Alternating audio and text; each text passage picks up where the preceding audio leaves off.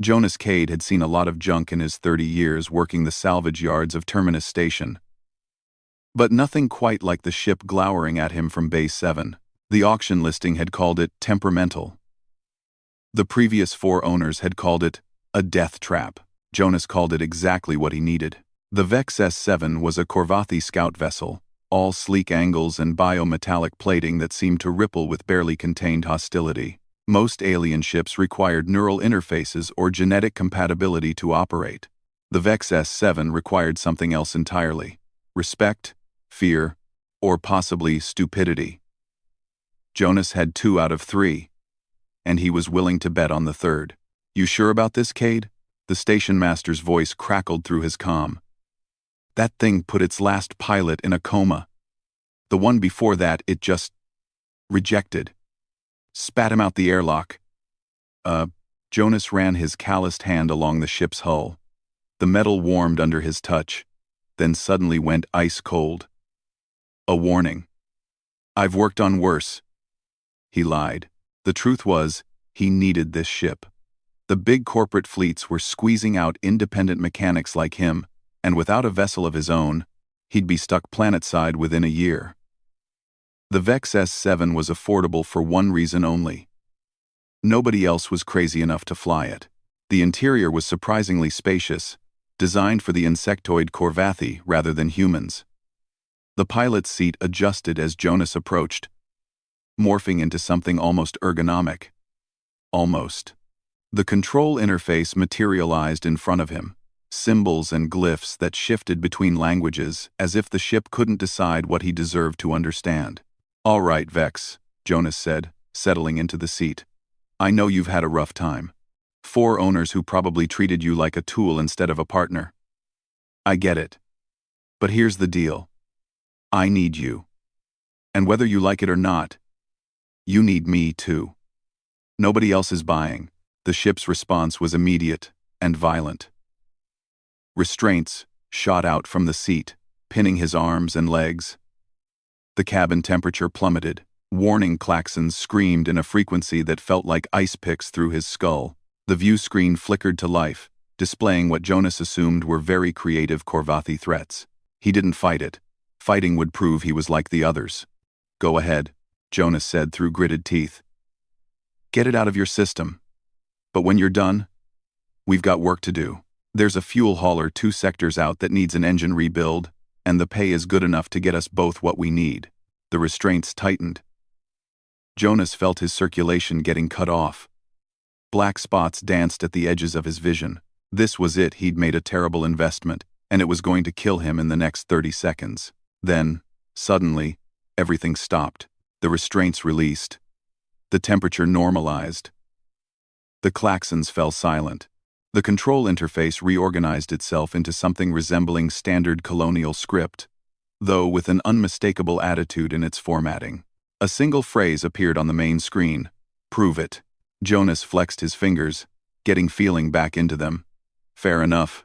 Over the next 3 weeks, Jonas learned that flying the Vex S7 wasn't about mastering controls, it was about negotiation. The ship had opinions on everything. It refused to engage autopilot during what it considered interesting asteroid fields. It would deliberately mistranslate warning signals from other vessels if it found them annoying. It once locked Jonas out of the galley for 6 hours after he criticized its recycling efficiency, but it also flew like a dream. When Jonas needed speed, Vex delivered. When he needed precision maneuvers in tight salvage zones, Vex threaded needles that would have shredded any other ship. And when pirates tried to intercept them near the Obsidian Belt, Vex revealed combat capabilities that weren't in any spec sheet Jonas had ever seen. The ship didn't just fight it humiliated. It would let the pirates get close. Let them think they had an easy target, then execute maneuvers that left them spinning helplessly, while Vex broadcast what Jonas could only assume were the Corvathi equivalent of insults across all frequencies. "You're enjoying this way too much," Jonas muttered, watching another pirate vessel limp away. "Affirmative," appeared on his screen. It was during a routine supply run to Kepler Station that everything changed. Jonas had docked and was negotiating for parts when the station's alarms erupted. A solar flare had destabilized the nearby star, and a wave of radiation was heading straight for them. Station shields were damaged. Evacuation protocols were failing. Hundreds of ships were scrambling to escape, creating a deadly bottleneck at the station's exit lanes. Jonas sprinted back to Bay 12. "Vex, we need to go. Now." But the ship wasn't moving. The loading ramp remained extended. Jonas's hands flew over the emergency override panel.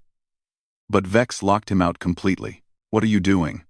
We have maybe 10 minutes before that radiation hits." The view screen flickered. Instead of words, it showed him something else. The station's cargo bay, where a colony transport full of refugees had suffered catastrophic engine failure. 300 people, mostly families, trapped aboard a dead ship. Jonas understood immediately. "You want to help them. Insufficient time for full evacuation," Vex displayed. Then, almost hesitantly, "Together?" Jonas felt something shift in his chest. The ship wasn't asking permission. It was asking for partnership. "Together," he confirmed. What happened next would be talked about in spacer bars for years. The Vex S7 didn't just extend its shields around the colony transport, it merged with it, biometallic plating spreading like liquid mercury to create a protective cocoon. Jonas felt every bit of strain as Vex poured everything it had into maintaining that shield. Felt the ship's pain as radiation hammered against them. Felt its absolute refusal to let those people die. They held. Barely. When the flare passed, Vex's hull was scorched and several systems were fried. But all 300 refugees were alive. As rescue teams arrived and the refugees were safely transferred, Jonas sat in the pilot's seat, watching repair estimates scroll across his screen. The damage was extensive. Expensive. It would take months to fix properly. "You didn't have to do that," Jonas said quietly. "We could have run. Saved ourselves." The screen stayed blank for a long moment. Then, in smaller text than usual, "You would not have run." 23.